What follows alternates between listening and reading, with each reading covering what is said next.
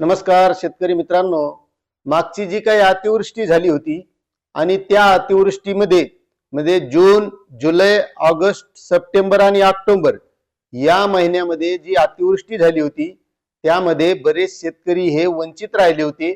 त्या शेतकऱ्यांना नुकसान भरपाई मिळाली नव्हती आणि आता त्यामध्ये विभागीय आयुक्तांनी या जे काही राहिलेले शेतकरी होते यांच्यासाठी शासनाकडे मागणी केली होती आणि त्या मागणीपोटी शेतकऱ्यांना नुकसान भरपाई म्हणून जी 1 ते 2 हेक्टर पर्यंत आहे त्यामध्ये 482 कोटी 10 लाख रुपये 69,000 एवढी मदत आलेली आहे आणि 3 हेक्टरच्या मर्यादेपर्यंत जे शेतकरी होते या शेतकऱ्यांना 2 कोटी 29 लाख एवढी मदत आलेली आहे. आता यामध्ये कोणकोणते विभाग आहेत, त्यामध्ये कोणकोणते जिल्हे आहेत, कोणत्या जिल्ह्यांना किती मदत आलेली आहे याबद्दलची सविस्तर माहिती आपल्याला या व्हिडिओ मधून घ्यायची.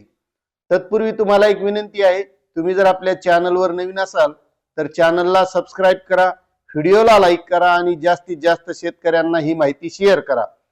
तर शेतकरी मित्रांनो, ही जी काही विभागीय आयुक्तांनी मागणी केली होती तर त्यामध्ये विभागीय आयुक्त नागपूर, अमरावती, कोकण, पुणे व नाशिक या विभागाकरिता ही मागणी करण्यात आली होती.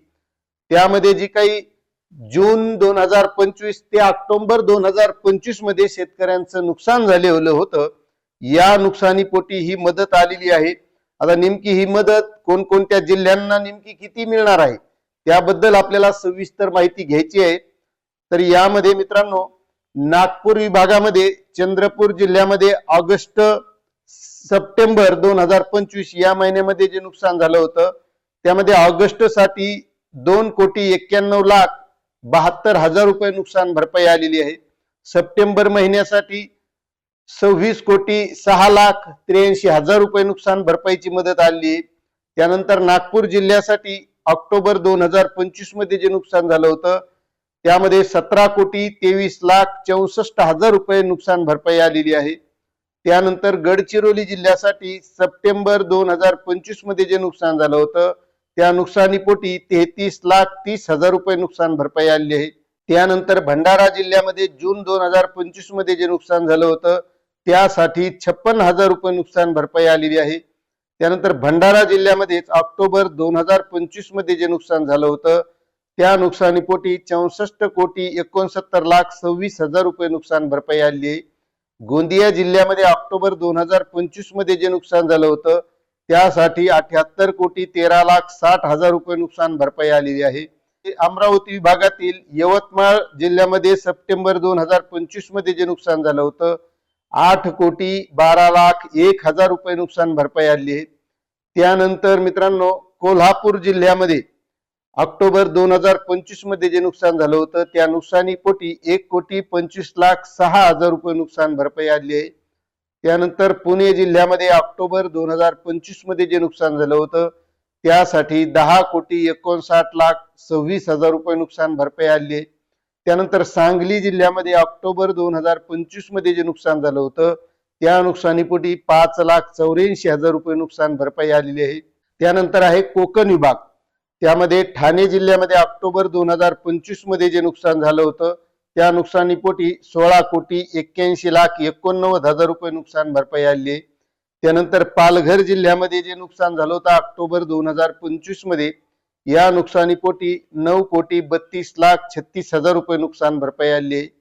त्यानंतर रायगड जिल्ह्यामध्ये ऑक्टोबर 2025 मध्ये जे नुकसान झालं होतं त्या नुकसानीपोटी 14 कोटी 69 लाख 33,000 रुपये नुकसान भरपाई आली आहे. त्यानंतर रत्नागिरी जिल्ह्यामध्ये ऑक्टोबर 2025 मध्ये जे नुकसान झालं होतं त्या नुकसानीपोटी 3 कोटी 66 लाख 82,000 रुपये नुकसान भरपाई आली. त्यानंतर आहे सिंधुदुर्ग जिल्हा, ऑक्टोबर 2025 मध्ये जे नुकसान झालं होतं त्या नुकसानीपोटी 40 कोटी 8 लाख 69,000 रुपये एवढी नुकसान भरपाई आलेली आहे.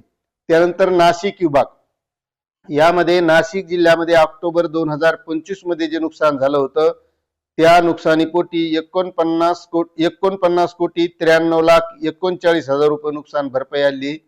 त्यानंतर धुळे जिल्ह्यामध्ये ऑक्टोबर 2025 मध्ये जे नुकसान झालं होतं त्या नुकसानीपोटी 56 कोटी 96 लाख 56,000 रुपये नुकसान भरपाई आली.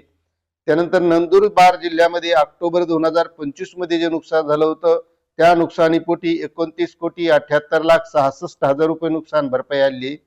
जळगाव जिल्ह्यामध्ये ऑक्टोबर 2025 मध्ये जे नुकसान झालं होतं त्या नुकसानीपोटी 59,78,37,37,000 रुपये नुकसान भरपाई आली. त्यानंतर अहिल्यानगर जिल्ह्यामध्ये ऑक्टोबर 2025 मध्ये जे नुकसान झालं होतं त्या पोटी 7,63,54,000 रुपये एवढी नुकसान भरपाई आली.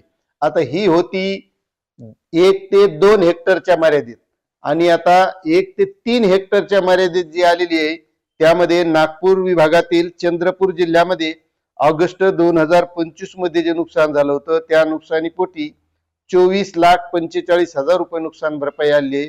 आणि चंद्रपूर जिल्ह्यामध्ये सप्टेंबर 2025 मध्ये जे नुकसान झालं होतं त्या नुकसानीपोटी 2,04,78,000 रुपये नुकसान भरपाई आली.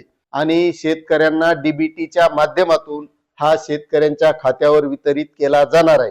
तर शेतकरी मित्रांनो, या अगोदरचा जो काही मदत निधी होता, अनुदान होतं, ते आपल्या खात्यावर आलेलं आहे का? नक्कीच कमेंट करा. आणि या व्यतिरिक्तही तुमचा जिल्हा किंवा तुमचा तालुका राहिलेला आहे का? नक्कीच कमेंट करा. चॅनलवर नवीन असाल तर सबस्क्राईब करा, व्हिडिओला लाईक करा आणि जास्तीत जास्त शेतकऱ्यांना ही माहिती शेअर करा. धन्यवाद.